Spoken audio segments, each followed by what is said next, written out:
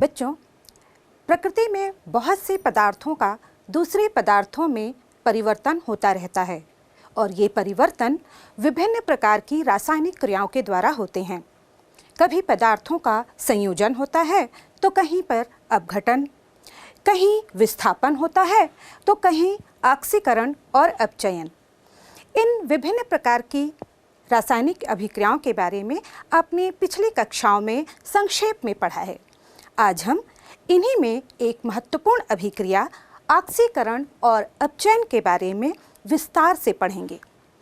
बच्चों, हमारे दैनिक जीवन में होने वाली बहुत सी परिघटनाएं, जैसे कि लोहे में जंग का लगना या फिर शुष्क सेलों या बैटरियों में होने वाली रासायनिक अभिक्रिया हो या फिर पौधों में होने वाली प्रकाश संश्लेषण की क्रिया, ये सभी क्रियाएं रेडॉक्स अभिक्रियाओं से संबंधित होती हैं।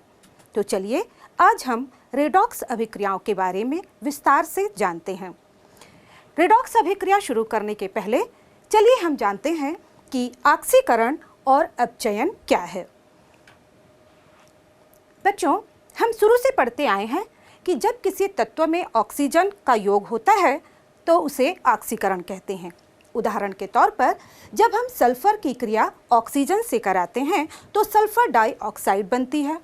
अब यहाँ पर सल्फर के साथ ऑक्सीजन का संयोग हो रहा है, इसलिए हम कहेंगे कि यहाँ पर सल्फर का ऑक्सीकरण हुआ। दूसरी ओर ऑक्सीजन का निष्कासन अपचयन होता है। उदाहरण के लिए जब हम मर्क्यूरिक ऑक्साइड को गर्म करते हैं तो उसमें से ऑक्सीजन निष्कासित हो जाती है और मरकरी अपचयित होता है। इस तरह हम कहेंगे कि यहाँ पर मरकरी का अपचयन हुआ। दूसरी तरीका यहाँ पर इसी तरह से हाइड्रोजन का निष्कासन ऑक्सीकरण है।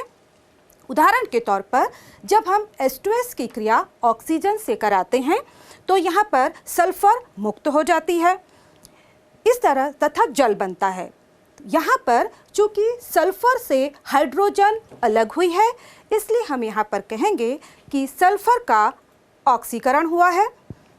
दूसरी ओर हाइड्रोजन का संयोग अपचयन कहलाता है, जैसे कि ethylene CH2 double bond CH2, जब इसकी क्रिया हाइड्रोजन से कराई जाती है तो एल्केन CH3CH3 बनता है। क्योंकि यहाँ पर एल्कीन से हाइड्रोजन का संयोग हो रहा है, इसलिए हम कहेंगे यहाँ पर अपचयन की क्रिया हो रही है। अब बच्चों, आप तो ये जानते हैं कि ऑक्सीजन एक ऋण विद्युतीय तत्व है, अतः इसी तरह से किसी भी ऋण विद्युतीय तत्व जैसे कि फ्लोरीन, क्लोरीन, सल्फर आदि का संयोग भी ऑक्सीकरण कहलाता है। उदाहरण के तौर पर जब हम मैग्नीशियम की क्रिया फ्लोरीन से कराते हैं तो मैग्नीशियम फ्लोराइड बनता है। यहाँ पर चूँकि मैग्नीशियम से फ्लोरीन का योग हुआ, इसलिए हम कहेंगे कि यहाँ पर ऑक्सीकरण की क्रिया हुई। इसी तरह से किसी ऋण विद्युतीय तत्व का निष्कासन अपचयन कहलाएगा। उदाहरण के तौर पर जब हम फेरिक क्लोराइड की क्रिया हाइड्रोजन से कराते हैं तो फेरस क्लोराइड FeCl2 बनता है तथा HCl गैस निकलती है। चूँकि यहाँ पर एक ऋण विद्युतीय तत्व क्लोराइड का निष्कासन हुआ, इसलिए हम कहेंगे कि यहाँ पर अपचयन की क्रिया हुई। बच्चों, इसी तरह से आपने जैसे देखा कि हाइड्रोजन एक विद्युत धनी तत्व है, हाइड्रोजन का निष्कासन ऑक्सीकरण होता है। तो इसी तरह किसी भी धन विद्युतीय तत्व जैसे कि पोटेशियम, सोडियम आदि का निष्कासन भी ऑक्सीकरण होगा।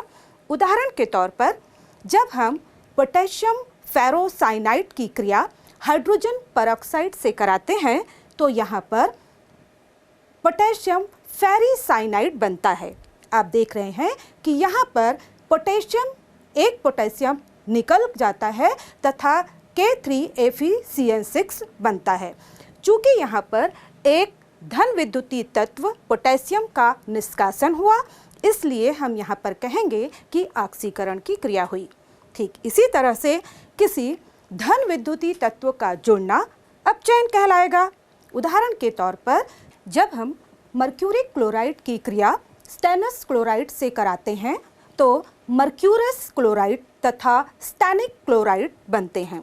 यहाँ पर एक मरकरी यानी कि धन विद्युतीय तत्व का जुड़ रहा है, इसलिए हम कहेंगे कि यहाँ पर अपचयन की क्रिया हुई।